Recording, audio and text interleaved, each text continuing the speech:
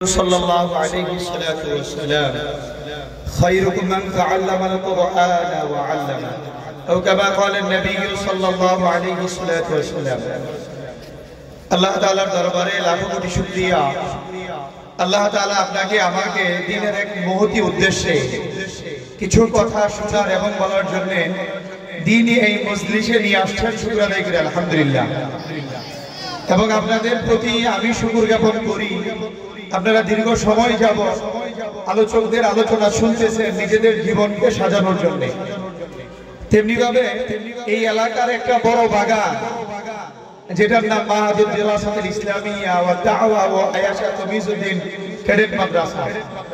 তো আলহামদুলিল্লাহ এটা আপনাদের এলাকার প্রতিষ্ঠান, আপনাদের এলাকাতেই অবস্থিত। আপনাদের অর্থায়ন, আপনাদের সহযোগিতা, আপনাদের সুপরামর্শেই এই প্রতিষ্ঠান পরিচালিত হচ্ছে এবং হবে ইনশাআল্লাহ। তো আমি বর্তমানে এই প্রতিষ্ঠানের জিম্মাদার, দায়িত্বশীল হিসাবে আপনাদের সামনে কিছু কথা বলা আমার জন্য খুবই দরকার। এক নম্বর হলো এই প্রতিষ্ঠানের দুটা শাখা। একটা হলো ক্যাডেট শাখা, যার মধ্যে বর্তমানে 123 জন ছেলে মেয়ে অধ্যয়ন করে, পড়াশোনা করে। আর দ্বিতীয় আমাদের আরেকটা শাখা হলো কওমি শাখা, যেখানে মক্তব বিভাগ, নাজারা বিভাগ, হিফজ বিভাগ এবং কিতাবখানা যেটাকে বলে। তো আলহামদুলিল্লাহ এই আমাদের কওমি শাখাতে 107 জন বাচ্চা, 107 জন ছাত্র আছেন যিনারা পড়াশোনা করেন। এর মধ্য থেকে সবচেয়ে খুশির বিষয় হলো শুধু পূবের গ্রামের সন্তান আছেন 41 জন। শুধু আপনাদের সন্তান, আপনাদের ভাতিজা, আপনাদের নাতি, আপনাদের কোনো না কোনো আত্মীয় এরকম সন্তান আছেন 41 জন। তেমনি ভাবে আলহামদুলিল্লাহ আমাদের এই প্রতিষ্ঠান থেকে প্রতি বছরই কওমি শাখা খোলার পর থেকেই হাফেজে কোরআন বের হচ্ছেন। এর মধ্যে এরকম অনেক হাফেজে কোরআন আছেন যিনারা অন্য কোনো প্রতিষ্ঠানে হয়তো 15 পারা, 20 পারা, 25 পারা পড়ে আসছেন, এখানে এসে শুনিয়েছেন, তারপরে আমরা পাগড়ি দিছি। আলহামদুলিল্লাহ এখন থেকে এই প্রতিষ্ঠান ফল দেওয়া শুরু করছে। এই বছরই প্রথম আমাদের এখানে শুরু থেকে শেষ পর্যন্ত একজন ছেলে আলহামদুলিল্লাহ হাফেজে কোরআন হিসাবে উত্তীর্ণ হয়েছেন। আলহামদুলিল্লাহ বলি সবাই।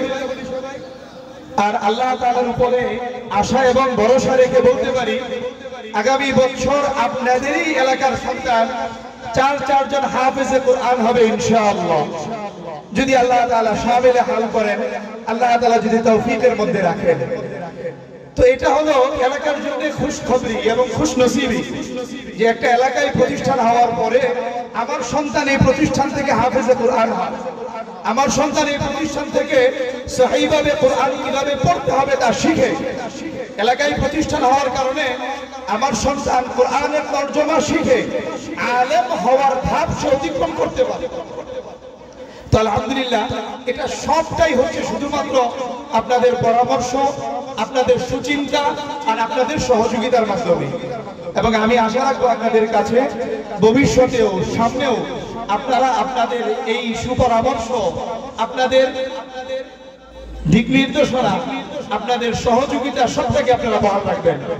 সর্বোপরি আমি আপনাদের জিম্মাদার এই প্রতিষ্ঠানের হওয়ার কারণে আমি আপনাদের এখানে আসার পরে এপ্রিল মাস থেকে আমার কাছে এই প্রতিষ্ঠানের হিসাবের দায়িত্ব আসছে। তো আলহামদুলিল্লাহ সময় খুব সংক্ষিপ্ত, আমাদের মহতারাম প্রধান অতিথি, প্রধান বক্তা বসে গেছেন।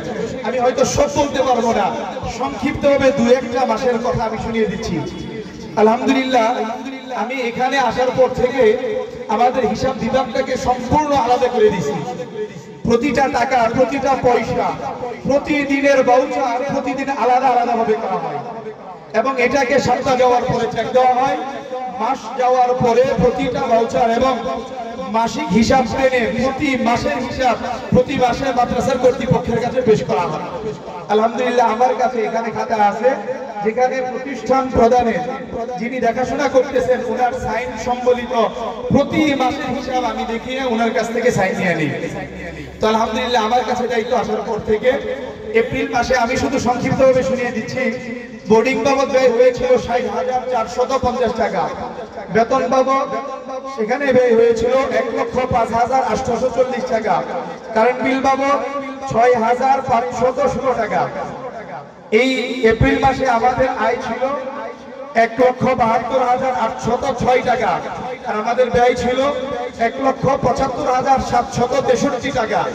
অর্থাৎ এই মাসে আমরা প্রতিষ্ঠান বকেয়া ছিল ২,৯৫৭ টাকা।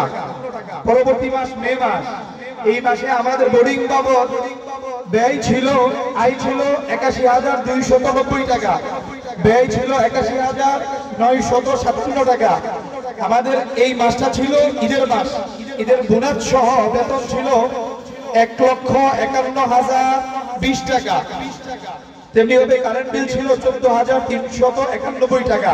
শুধু আমি মোটটা শুনিয়ে দিচ্ছি, এই মাসে আমাদের আয় ছিল ২,৪৬,৭০১ টাকা, ব্যয় ছিল ২,৪৭,৩৬৮ টাকা, এবং এই মাসেও আমাদের বকেয়া ছিল ৬৬৭ টাকা।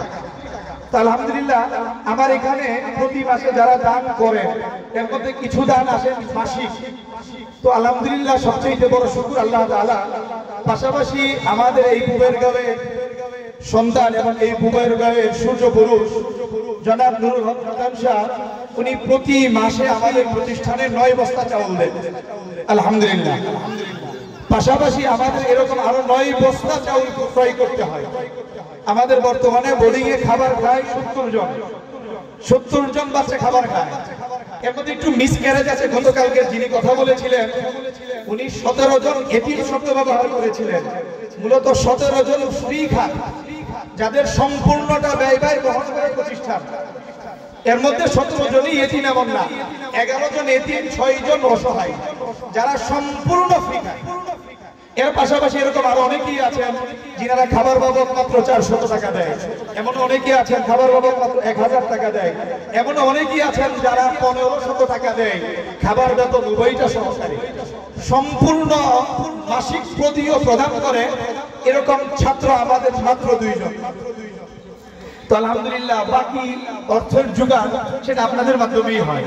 তো যেরকম প্রতি মাসে ৯ বস্তা চাউল দিচ্ছেন, পাশাপাশি আমাদের এই প্রতিষ্ঠানের সভাপতি এবং মুতাওয়াল্লি জনাব বশির জামান সাহেব, উনিও প্রতি মাসে বড় একটা অঙ্ক দান করে যাচ্ছেন প্রতিষ্ঠানে। এপ্রিল মাসে উনি ১,১২,৩৫৬ টাকা দান করছেন। আমাদের সবুজ প্রধান প্রতি মাসে ১,০০০ টাকা করে দেন। আমাদের আব্দুল্লাহ ভাই প্রতি মাসে ৫০০ টাকা।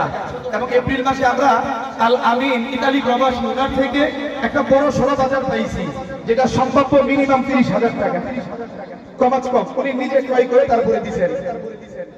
তেমনি ভাবে মে মাসে আমরা নুরুল হক প্রধান সাহেব থেকে ৯ বস্তা চাউল, জনাব বশির জামান সাহেব ওই মাসে দিয়েছেন ১,৬৫,৪১১ টাকা।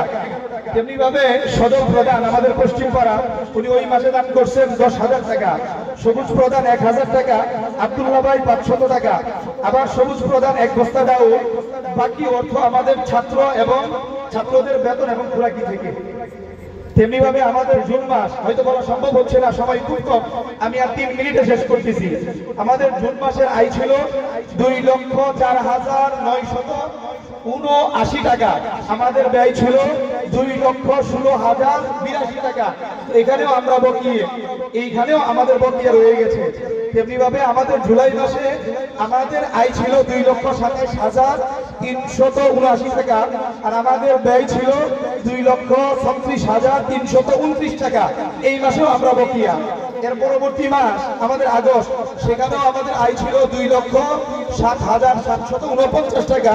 এই মাসেও আমাদের ব্যয় ছিল টোটাল ২,১০,৮১২ টাকা।